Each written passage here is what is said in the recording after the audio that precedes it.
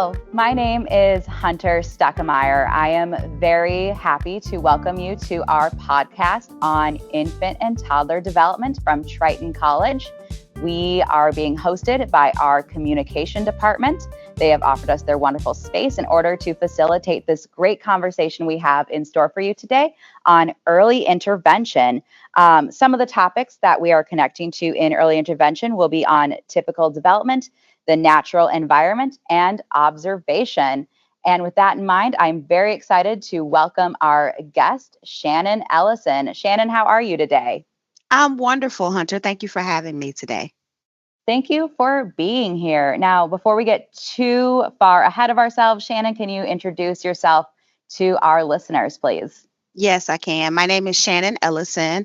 I am currently the Director of Programs and Contracts for the Collaboration for Early Childhood located in Oak Park, Illinois. I am also, I wear several hats. So I'm also an independent consultant for my own LLC, Want to Grow On LLC, as well as a new adjunct instructor at Triton College. So I'm glad to Yes, be here. we're very excited to have you as one of our adjuncts as well. You bring a wealth of professional early childhood experience to the classroom. And on that note, how do you view yourself in the world of early childhood as a working professional? As you can tell from the varied roles that I play, I view myself as more of a behind the scenes young child advocate. I'm the person that works with other people who work directly with children, but I'm the whisper in their ear that says, "Hey, did you notice that? Hey, what do you think about that? Hey, did you see that? Hey, do you think this child could use this or that?" And I perform that function for folks professionally as well as in my personal life. So that's kind of how I see myself. That's a You wear quite a few hats. So I'm really happy that you were Do. able to join us today, because I'm sure you could be just taking a rest today. Um, but you're sharing your time with us, which is fantastic. So, as I mentioned earlier, we're going to be talking about early intervention. And for some people, this may be a new term. Um, but before we get into that, what drew you to even being interested in early intervention? And after you explain how you became part of this field, Mhm. what is it for our listeners who may not have even heard of it before? Okay. Um, I, I worked in early intervention as an independent practitioner for quite a while, both in for Illinois and Indiana, because early intervention is operated as a level of state function. It looks different in every state. Um, I was originally drawn to working in early intervention as a little bit of a side hustle. It was Really? something that I could do, still staying in the early childhood profession. I could work around my own schedule, take the caseload that I thought, that I wanted. And it got a little bit addictive. And when I decided that I wanted to move to Indiana, I was happy that it was something that could transition with me so that I could still remain employed. And that became my full time independent profession when I lived in Indiana. And even when I worked a different full-time job, I kept that as a second job for quite a while after that. So that's kind of what drew me to it initially. But once in it, I got hooked because I love infants and toddlers. Early intervention is support services, developmental support services for children birth to 3 and their families. So I love infants and toddlers. That is my passion. And so I just loved being able to impact the lives of those young children and families and really help families to see that a lot of the things children need, they're already doing, or they just needed to think about it in a different way or tweak it just a little bit. And that would be oftentimes enough to give kids the boost that they need to get back on track. Well, it's good that you're here because obviously infants and toddlers are the bread and butter of what we're talking about for this podcast series. There was one term that you mentioned that people may be unfamiliar with, which was caseload. Can you dive into that really Mhm. quick for a second? Yeah, absolutely. So, as an early intervention provider, there's lots of different types of services that families can get in the early intervention field. I don't even remember how many they are, but there some of them, some of the more common ones are developmental therapy, which is essentially a preschool teacher for an infant and toddler and their family. There's speech therapy, which a lot of people have probably heard of, speech and language therapy. There's occupational therapy and physical therapy. Those are probably the most common therapies that children and families can receive through early intervention. And you'll notice I keep saying family because family is an integral part of the early intervention experience. Mhm. When we talk about infants and toddlers, we can't do anything for or with them without relationship and caregivers. So they are integral to that work. So um, when I say caseload, that just means as one of those service providers, I was a developmental therapist, and in Indiana, I also was a developmental therapist. But I specifically worked also with families who had children who were deaf or hard of hearing to help them understand that experience and how to support their child's development. So when I say caseload, that just means the number of children and families that I would see over any given period of time. Most services are offered weekly, biweekly, sometimes once a month for a specified amount of time. So when I say caseload, that just means how many children was I seeing every week or every 2 weeks or in the course of a month. So when you were in the field, did you have like an average caseload number that you kept? Or because I know you said it was a side hustle for a bit, did you ever get to the point where you had like, you were like, oh, this may be too many? What was kind of the number range that you were working with? What was nice about being independent, and Indiana changed their system late into my time working with them before I moved back to Illinois, because as an independent, you really can decide what you want, what you can handle, what your schedule can accommodate. So I think when I started out, I might have been seeing maybe 5 to 10 children a week.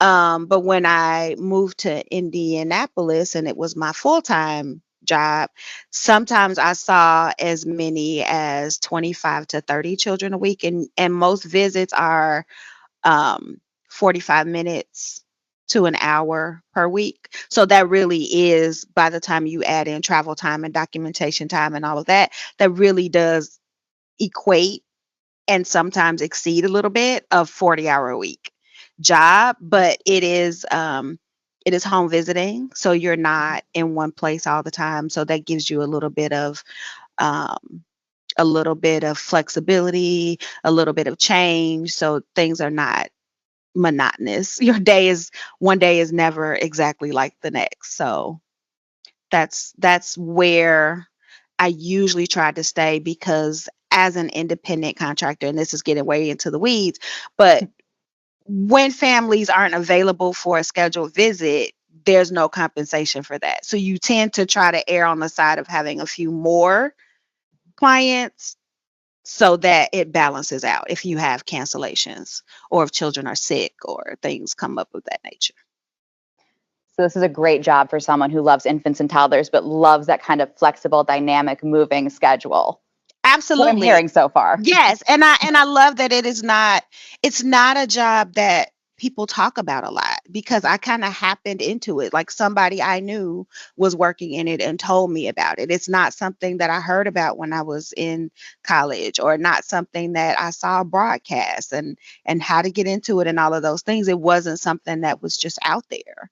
So it was kind of like a little bit of a hidden secret. And right now, there's actually a workforce shortage in early intervention. So I'm glad that we're talking about this and introducing it to people as a possible avenue for a career. I know. And same situation. I didn't hear about it.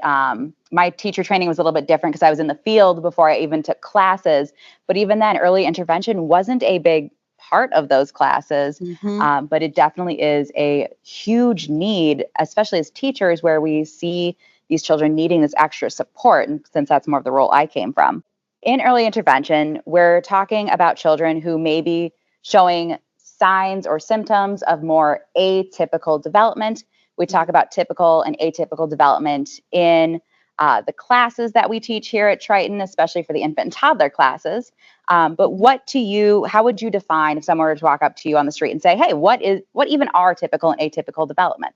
Right. So there's a lot of ways that people can approach those terms of typical and atypical development. And it's easy for people to want to get caught up in like, these are the milestones or these are the behaviors that we expect for children to have at this age and this age. And those are the developmental milestones. And while that's correct, the way that I prefer to think about typical and atypical development, because really what is typical, because everybody's different, are to think about the ways that we expect development to happen as typical, those patterns of development. And then when we see something that, or when we see development that looks out of order from kind of like the pattern of development that we expect, that is what I like to think of as atypical development. So, for example, we know that children's development is more from head to toe. It's more from like large skills down to the more fine and complex skills.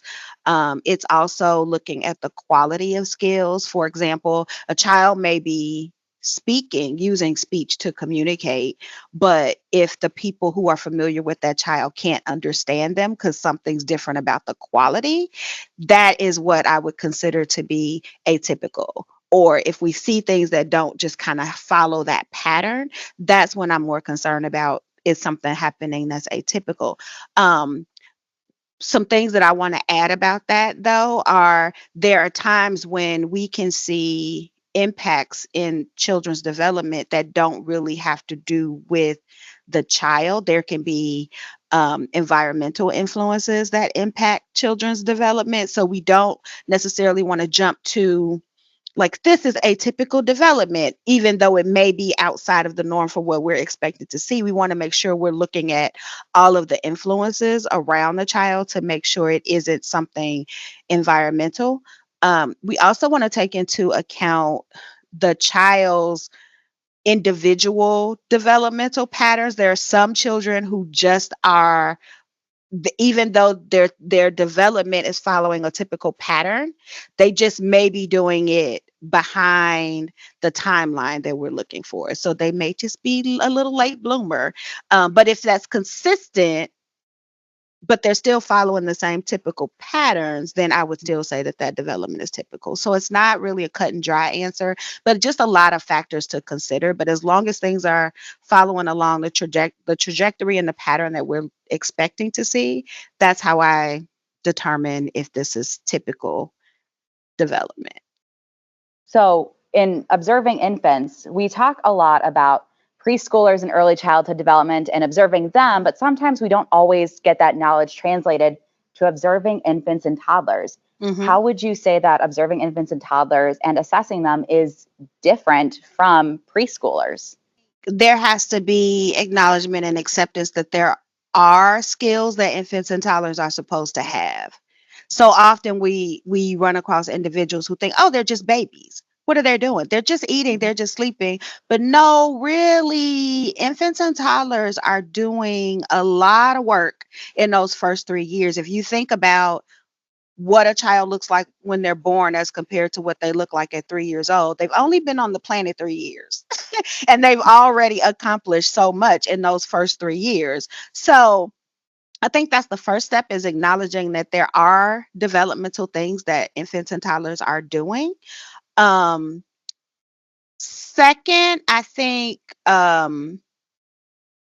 understanding what those things are and what those things look like. When you heard me talk about typical and atypical development, a big part of what I talked about was recognizing if children's development is following the patterns that we expect, right? So first you got to know what to expect. Well, then you have to be paying attention and watching to see, is this happening the way that I expect it to happen, or is something different going on? So there's where observation comes in. So it's really important to be paying attention to how children are developing. Um, we have tools available to help us with that, because nobody can be expected to learn all of the developmental milestones of all of the age intervals from birth to 3. But we have screening tools that we can use to help us periodically take a quick snapshot of how's a child doing now, how's a child doing now. And if we're doing that a couple, 3 times a year, then we're getting a really good look at how children's development is progressing. And it gives us an opportunity to celebrate their achievement of meeting those milestones. But it also gives us an opportunity to say, oh, wait, is there a particular area of development that this child might just need some more practice and experience and exposure with? Or, do we think we might need somebody else to come in and take a look and tell us if there's something that we might be missing? Um, that's developmental screening. So we have observation screening, and both of those things contribute to assessment, which is a more formalized, longer term look, deep dive at what child development looks like or infantile development looks like. That's wonderful. That leads us perfectly into the next question. So we've observed them, and obviously there's all these assessments, but then the role of an early intervention when we're noticing that, hey, this is an ongoing, repeated, Mhm. like we're not getting to where we need to go. So now we need to consider early intervention. How do we start the process of that, either as a classroom teacher or as a parent or a provider? Right. Okay. So here in the state of Illinois, anybody who has concerns about a child's development can call an office called Child and Family Connections. Those are the local offices that do all of the intake for early intervention in the state. Anybody can call and say, hey, I'm concerned about this kiddo and provide that information. However, I will tell you that it is a much better experience for all if the family is aware that you are making that call, asking for help, or if the family wants to call themselves, they may do so. I often find it better if those who are in the lives of families and children are supporting them on a day-to-day basis, if you're their early learning provider and you're making that call, because you're going to be there to support the family through the entire process. So I feel like that's a much better referral process. So anybody who has a concern can call. Early intervention has certain timelines within which to get back in touch with the family. They will schedule any additional visits. They'll ask what the concerns are. They'll schedule visits. They'll schedule additional assessments. So they'll schedule service providers to go out and do evaluations with the child to determine if the child and family is eligible for services. Those evaluations occur free of charge. Any services that the child is determined eligible for, and there's eligibility criteria that they have to meet. Um, any services that the child is eligible for then would be charged on a sliding scale basis. However, no family in Illinois should pay for a service more than they would pay through their insurance copay. So that's important for people to know because sometimes there's confusion about, is it free? Is there a cost? What's happening here? And then from there, service providers who serve the child's home area will be selected and assigned to that family to work with the child. Early intervention provides services from birth up until the day before the child's third birthday. Once the child turns 30 months, they start to transition that child over to early childhood special education. So if they think this is a child that will continue to need services beyond early intervention, they start that transition process so that it can be as seamless as possible for families and children to continue to get the services that they need. It's good to hear that when they turn 3, it's not an immediate just like dropping the child and the family, that there is something in place to help support them as they transition to a new time of their child's childhood. Yes, So it's wonderful. they actually start that 6 months early. They start that Yeah. process of submitting paperwork to the child's local school district or the local entity that is supposed to provide services for children 3 to 5 based on where the child lives. They start that process 6 months early because those entities have to start services for children that are eligible for services by their third birthday, if at all possible. So they get that ball rolling 6 months early.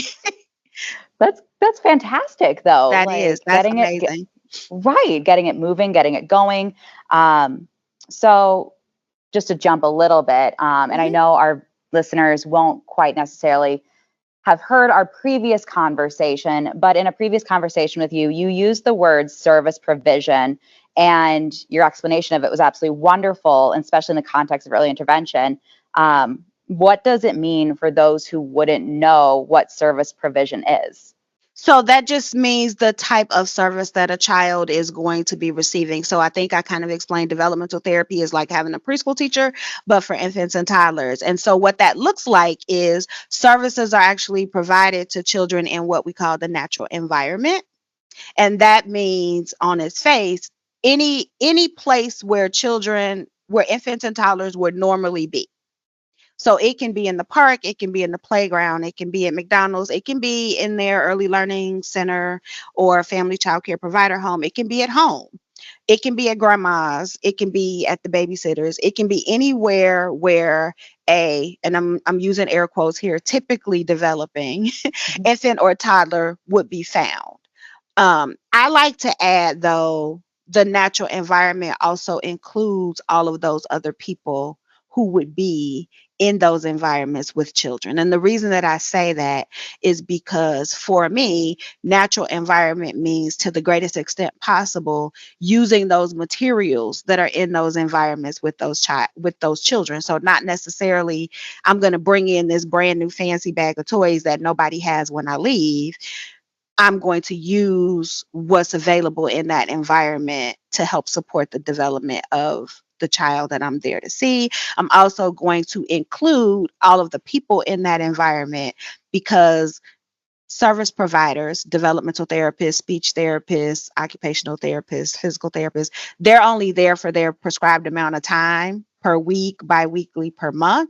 But all of those other people in the child's life are there all the time. And so, if we want to see the greatest benefit from early intervention services, we need to make sure that all of those other people know how to support the child's development when the actual therapist or service provider isn't there. So I think to that regard, we're really coaches of all of those other people. So what that also looks like is if I'm there where I'm working on a particular skill with a child, I want the child's siblings in on that, or I want the child's classmates in on that. Because when I'm not there, you better believe those siblings and those classmates are going to keep helping that child practice their skills. And it's a little bit easier on the child to then not to have to transfer a skill that they learned with me one on one, and then they are left to have to figure out, well, how does this apply when I'm with my peers or when I'm with my siblings? So to me, natural environment encompasses all of that. And so service provision by default is the services that the child receives from a quote unquote professional, be it a developmental therapist, OT, PT, speech pathologist, et cetera, nutrition specialist, et cetera, the services that they receive, but in their own natural environment. Did that answer your That's question? Yes, I think you did. Okay, great. When you were talking though, you brought me back to my own days of being like in the classroom teaching, because there are Hmm. so many times where families, they have a busy life outside of bringing their child to childcare, and Absolutely. being in the infant toddler classroom. Sometimes the parents would say, "Hey, we don't have time. Can we schedule it for?" And we were lucky enough to work in a center where we could do that, Hmm. but it allowed us as the teachers to then be able to see the interventions that were happening in the moment, Hmm. and the therapist would send home like a video of just the Yes. therapist demonstrating those skills to the family so they weren't left out of the loop. Hmm. So it was this nice big connection of like we're all doing it together. And even then, even if some of my infants or toddlers weren't part of that, they were able to see it and go, oh, and then they pick up a new skill that I didn't Absolutely. even know that they were lacking yet. So Absolutely. It also helps those early learning professionals learn new skills to use with other children, either yeah, then or later on, too, right? So the next time you get a child and you see them exhibiting some of the same developmental patterns, you'll remember, like, hey, this therapist once did this with the child. Let me try that and see if that helps this child. So it's not just a way of helping that one focused child, but it's getting new skills to early learning professionals as well. Absolutely.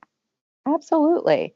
Um, so you talked us through earlier the process Hmm. of how to get early intervention, how to be a part of it. Can you talk a little bit more about screening and what that means for families and children? So screening in general is, like I said before, like a quick snapshot of what does a child's development look right now. So the screening tool that I'm most familiar with is the Ages and Stages questionnaire. There's a global developmental screener called the ASQ3, which is the Ages and Stages questionnaire, third edition. Then there's the social emotional one, which is ASQ SE2, social emotional, and it's on its second edition. But I have a lot of experience using both of those tools to look at the whole child. So I'm looking at how they're developing their speech and language communication, their large motor skills, their fine motor skills, their problem solving skills, and their personal social, meaning how they interact with other people in order to meet their needs. And then the social emotional screener just looks at their social emotional development. What I like about those particular screening tools is that they are designed to be parent completed.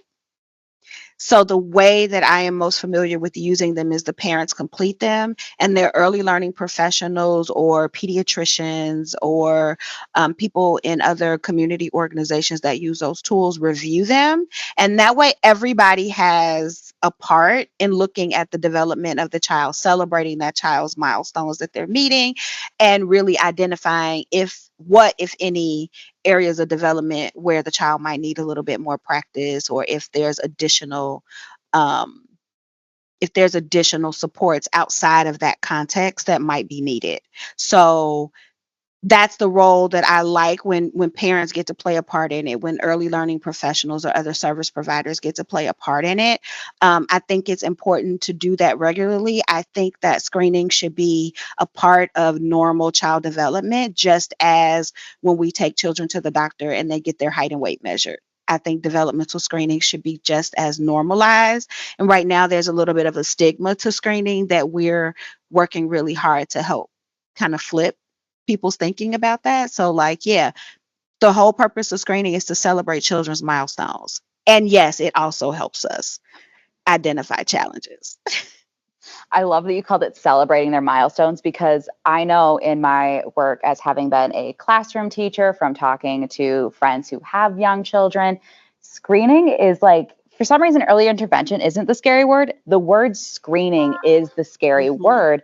And there's a lot of anxiety and misconception around it. So if you had a parent in front of you right now and they were like, just the word screening was really throwing them off of this, like, what are the kinds of things that you've said to people that would really help them work through those emotions and anxiety around it? Right. And I've come across that, and not just anxiety from the parents' perspective, but also anxiety from early learning professionals who are being asked to screen the children in their care. They are very concerned about the simple reality that, what if there is something that comes up that we need to talk about with the parent, and how do I approach that? And I'm not a therapist, and how do I, so I think there's a couple things. Number one, screenings do not diagnose anything. Screenings take a look at the child's development, help us celebrate the milestones they're achieving, help us identify if there are areas where the child needs extra support. One thing that I've said to early learning professionals that need to have these conversations is, as normalized of an understanding as you have about the process, the better the conversation will be.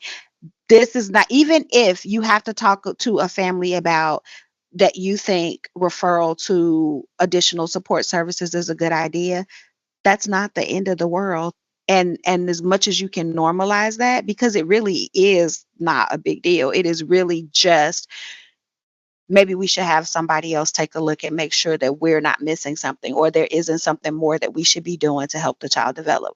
It really is just that. That's all you're doing. You're not diagnosing a child. You're not saying that there's a problem. You're just saying, hey, something here is cluing us in that we might need to do some things differently.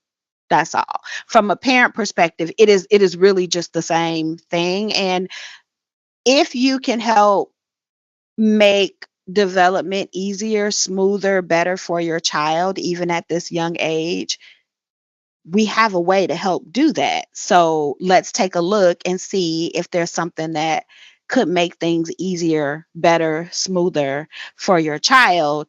And we also know that early intervention works. So Children who get early intervention services often are no longer eligible for them or need additional services when they get older, when they get ready to transition at 3. A lot of times they don't need services anymore. So those are a couple of strategies that I've kind of used to ease anxieties. And also, what helps to ease parent caregiver anxiety is to let them know that they are fully in control the whole way. Like they have to give consent for evaluations, they give consent for services. They're a part of all the meetings, they're a part of all of that whole process, and they can say yes or no at any point in time. Absolutely. So we've pretty efficiently covered all of the questions that I had for you on early intervention. Is there anything else that you think is missing from this conversation or should be added into this conversation? I really just want to make sure that folks understand the importance of, we talked about observation, we talked about screening, we talked about assessment, we talked about referral to intervention, early intervention. And I just want to make sure that folks really understand the significance and importance of that, and really for all children, because right now what we're seeing is about 4% of the children who would qualify for early intervention receive those services, when really there's about 13% of children who would be eligible. So there's a gap. There are children who could currently benefit from services who aren't getting them. And they're not getting connected to early intervention as part of the puzzle. Also, you heard me mention that there's an extreme workforce shortage in early intervention. That's another piece of the puzzle. So we sometimes have children that are on wait lists for services. Um, so there's a lot of things. There's a lot of good that the early intervention system does, but there's a lot of ways that folks in the state are hoping to advocate for other changes within the system to make sure that we're reaching all kids and that we're providing them the services that they truly, truly need to be their best little selves. Because that's all we want for them is just to be their That's best own little all. person. That's all. Right. Well, now to ask you a question about you, since I know that you've mentioned you wear a variety of different hats, you're supporting people who are doing this work, you're supporting resources outside of this work, you're all over the board in early childhood. But how have these skills as an early interventionist helped you where you are now?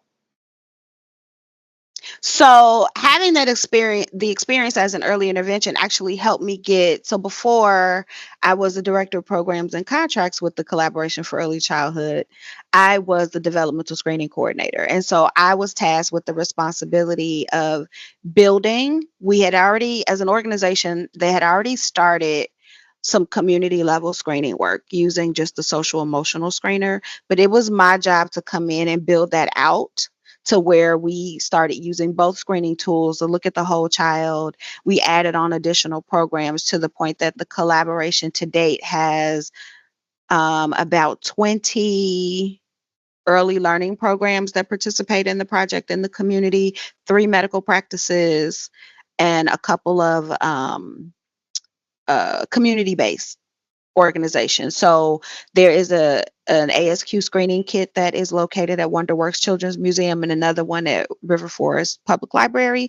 That if parents are in those spaces and they have questions about their child's development, they can actually take an online screening with the materials right there. And then someone from the collaboration will respond to them. So that was a big job for me. And having had that experience in early intervention helped me to be familiar with what those tools look like, what how they work in a community way. Having been in early intervention gave me the experience of visiting people's homes in the community and kind of keying into what's important to families, how to navigate those relationships that would be needed to help build out a project like that in the community. And to this day, I am somebody who can be on the street and walk past a family with a child and look at that child and be like, oh, how old is your baby? 2? How old is your child? 4? How old is your child? Just from being Mhm. able to observe what they're able to do, how they're engaging, how they're interacting. Um, either on their own or with their caregivers or peers. And so that's how this experience has really helped me. It's helped me to key in on what's needed in the community, but also children's development and I'm always honing my observational skills and always using them to help identify, what children are doing successfully and what they should be scaffolded or challenged to do next, as well as, oh, they might need some additional support in this area or that. That's wonderful. I'm really happy that you were able to you didn't have to lose it, because I remember you saying earlier in this conversation it was an addiction. So you got to Yeah, keep that with you throughout your entire career, which is fantastic. I did. Yeah, I'm All really right. I'm really lucky because it's not a job that exists everywhere. So Yeah. having the opportunity to transition, that was really wonderful. I know, you always get lucky when you find your dream job that you can keep doing what you really love. Hmm. Um, the best. All right. So Shannon, before I let you go, I have Hmm. one final question for you. Yes. And this could be related to early intervention. This could not be related to early intervention. But what Okay. is your advice for anyone who wants to work with infants and toddlers, whether they're a teacher, a parent, a caregiver, a service provider through early intervention? What is your advice for them? I think the biggest advice that I can give to people working with infants and toddlers is to not look at them as existing in a vacuum. Infants and toddlers come with the people who care for them. They come with the people around them. And so I often say, well, there's two things. So I'll say this. I often say that there's a joke in early childhood that if you love to work with children, you should work in early childhood, but most of your work is actually with the adults who care for children. Um, yeah, I think that's the most important piece of advice that I'd give. Well, thank you so much for your time today, Shannon. I really appreciate you being here and sharing this with anyone who's listening to this, really. Mhm. But again, I genuinely appreciate all of your work with us and everything you do for our program here at Triton. Thank you. Well, thank you so much. I appreciate the opportunity.